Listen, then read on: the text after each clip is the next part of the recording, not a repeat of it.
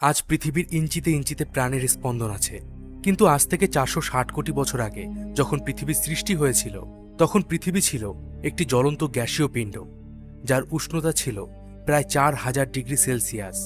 তখনকার সেই জ্বলন্ত অবস্থা থেকে হাজার হাজার বছর ধরে সূর্য থেকে পৃথিবীর দূরত্ব বাড়ে এবং ধীরে ধীরে তাপ বিকিরণ করে পৃথিবী শীতল ও শান্ত হয়ে জীবের বসবাসযোগ্য হয়ে উঠেছিল। বিজ্ঞানীদের মতে বর্তমানে পৃথিবীতে মোটামুটি প্রায় 3 কোটি প্রজাতির জীব আছে, যাদের মধ্যে মাত্র 16 লক্ষ প্রজাতিকে আবিষ্কার করা গেছে। কিন্তু এবার প্রশ্ন হলো, পৃথিবীতে জীবের সৃষ্টি কিভাবে হয়েছিল, আর কেন শুধুমাত্র পৃথিবীতেই প্রাণের উৎপত্তি হলো? কেন মঙ্গল গ্রহ বা চাঁদে জীবন নেই? বন্ধুরা, আজ ইতিহাসের এমন এক বিষয় নিয়ে আলোচনা করব যা আপনি এর আগে হয়তো কখনো শোনেননি, তাই ভিডিওটি অবশ্যই দেখুন। আর চ্যানেলে নতুন হলে অবশ্যই সাবস্ক্রাইব করে দিন নতুন ভিডিওর আপডেট সবার আগে পেতে।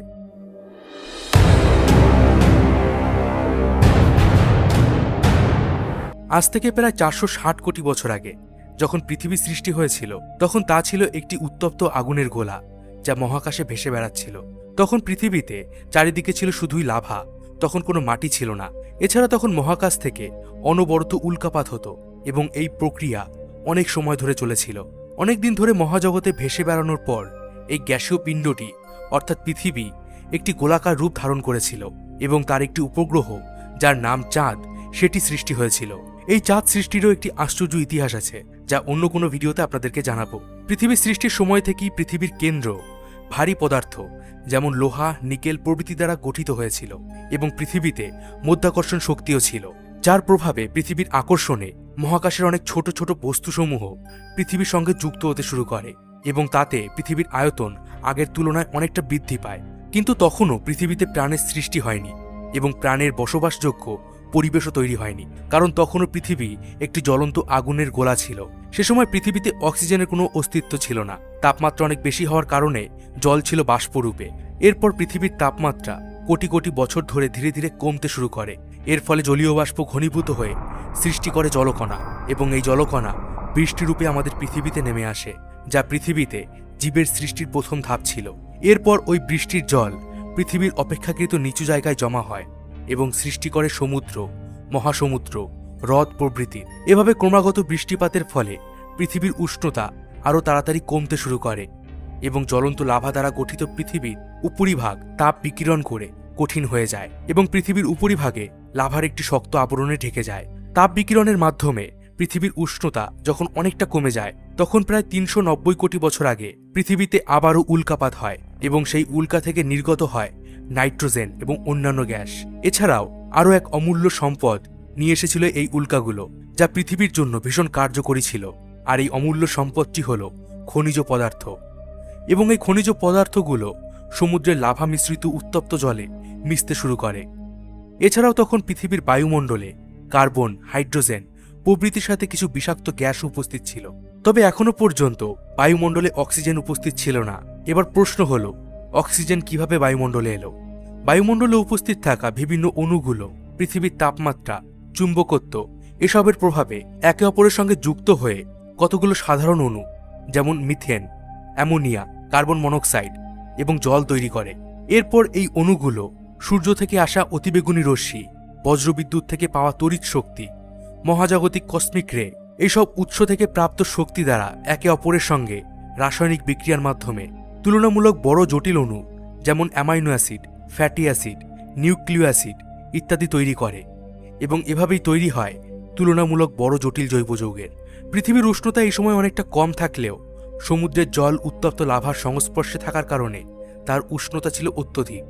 রাসায়নিক বিক্রিয়ার ফলে তৈরি হওয়া বড় জটিল জৈব যৌগগুলো এই উত্তপ্ত খনিজ মিশ্রিত জলে যুক্ত হতে থাকে, ফলে তাদের ঘনত্ব আরও বাড়তে থাকে এবং একই রকম অণুগুলো পরস্পরের সাথে যুক্ত হয়ে বড় বড় শৃঙ্খল তৈরি করে, যা পলিমার নামে পরিচিত। এই পলিমারাইজেশন প্রক্রিয়ার ফলে তৈরি হয় প্রোটিন, ফ্যাট, নিউক্লিওটাইড, পলিস্যাকারাইড, যা পৃথিবীতে প্রাণ সৃষ্টির জন্য ভীষণ গুরুত্বপূর্ণ উপাদান ছিল। এরপর বড় জটিল জৈব যৌগগুলো একে অপরের সঙ্গে মিলিত হয়ে জৈব যৌগের এক একটি বড় বড় দলা তৈরি হতে থাকে। এই সময় নিউক্লিয় অণু থেকে তৈরি হয় আরএনএ এবং ওই জৈব যৌগ দলার মধ্যে আরএনএ প্রবেশ করার ফলে তৈরি হয় প্রোটোসেল। এই প্রোটোসেল থেকেই তৈরি হয় পৃথিবীর প্রথম প্রাণ, যা হলো আদিকোষ বা প্রোক্যারিওটিক কোষ। এই আদি কোষগুলো বায়ুমণ্ডলের একটি উপাদান শোষণ করে নিজেদের খাদ্য তৈরি করতে পারত। বায়ুমণ্ডলের এই উপাদানটি হল কার্বন ডাই অক্সাইড। এরপর এই শোষণ করা কার্বন ডাই অক্সাইড দিয়ে সালোক সংশ্লেষ প্রক্রিয়ায় নিজেদের খাদ্য প্রস্তুত করত। আর ওই কোষগুলো থেকে একটি বর্জ্য পদার্থ নির্গত হতো এবং সেই বর্জ্য পদার্থই বর্তমানে পৃথিবীর মহামূল্যবান প্রাকৃতিক সম্পদ অক্সিজেন। এই প্রক্রিয়ার প্রভাবে প্রায় 200 কোটি বছর ধরে পৃথিবীতে অক্সিজেনের পরিমাণ বিপুল পরিমাণে বৃদ্ধি পায়। এই অবস্থায় অক্সিজেনের পরিমাণ বৃদ্ধির ফলে সূর্যের আলোর সঙ্গে অক্সিজেনের বিক্রিয়ায় পৃথিবীর চারিদিকে ওজোন স্তর নামে একটি পাতলা স্তর সৃষ্টি হয়, যা সূর্যের ক্ষতিকারক অতিবেগুনি রশ্মিকে পৃথিবীতে আসতে বাধা দিত। এ সময় পৃথিবীতে আরও এক আশ্চর্য ঘটনা ঘটে, যা পৃথিবীর অবস্থাকে আরও বদলে দেয়। আমরা জানি যে পৃথিবী কতগুলো টেকটনিক প্লেট দ্বারা গঠিত। এই সময় পৃথিবীর এই পাতগুলোর মুভমেন্টের ফলে ভূ আলোড়নের সৃষ্টি হয় এবং ভূপাতে ফাটল ধরে। এরপর এই ফাটল বরাবর ভূগর্ভে জমে থাকা উত্তপ্ত লাভা উপরে আসতে শুরু করে, আর অগ্নুৎপাতের ফলে ভূপৃষ্ঠে কার্বন ডাই অক্সাইডের পরিমাণ ভীষণভাবে বেড়ে যায়। এই বিপুল পরিমাণে কার্বন ডাই অক্সাইডের প্রভাবে পুরো পৃথিবী ঘন মেঘে ঢেকে যায় এবং এই মেঘ থেকে পৃথিবীতে ক্রমাগত অ্যাসিড বৃষ্টি হতে থাকে, যা পাথরের উপর একটা মোটা ও শক্ত আবরণের সৃষ্টি করে। প্রচুর পরিমাণে অ্যাসিড বৃষ্টির ফলে বায়ুমণ্ডলে কার্বন ডাই অক্সাইডের পরিমাণ অনেকটাই কমে যায়। আমরা সকলে জানি যে কার্বন ডাই অক্সাইড বাতাসের এমন একটি গুরুত্বপূর্ণ উপাদান যা বায়ুমণ্ডলে সূর্যের তাপমাত্রাকে ধরে রাখতে পারে। কিন্তু এখানে কার্বন ডাই অক্সাইডের পরিমাণ ভীষণভাবে কমে যাওয়ার ফলে বায়ুমণ্ডল সূর্যের তাপমাত্রা ধরে রাখার ক্ষমতা হারায় এবং এর ফলে পৃথিবীর তাপমাত্রা আবারও দ্রুত কমে গিয়ে পুরো পৃথিবী বরফের চাদরে ঢাকা পড়ে যায়। সময়ের পরিবর্তনের সাথে সাথে আবারও আগ্নেয়গিরির অগ্নুৎপাতের ফলে কার্বন ডাই অক্সাইড উৎপন্ন হয়, আর পৃথিবীর তাপমাত্রা আগের তুলনায় কিছুটা বাড়তে থাকে। এর ফলে পৃথিবীতে জমে থাকা বরফ গলে গিয়ে পৃথিবী আবার মোটামুটি স্বাভাবিক অবস্থায় ফিরে আসতে থাকে। কিন্তু এখন প্রশ্ন হল, পৃথিবী বরফময় হওয়ার পূর্বে যে আদিকোষ সৃষ্টি হয়েছিল তার কি হলো?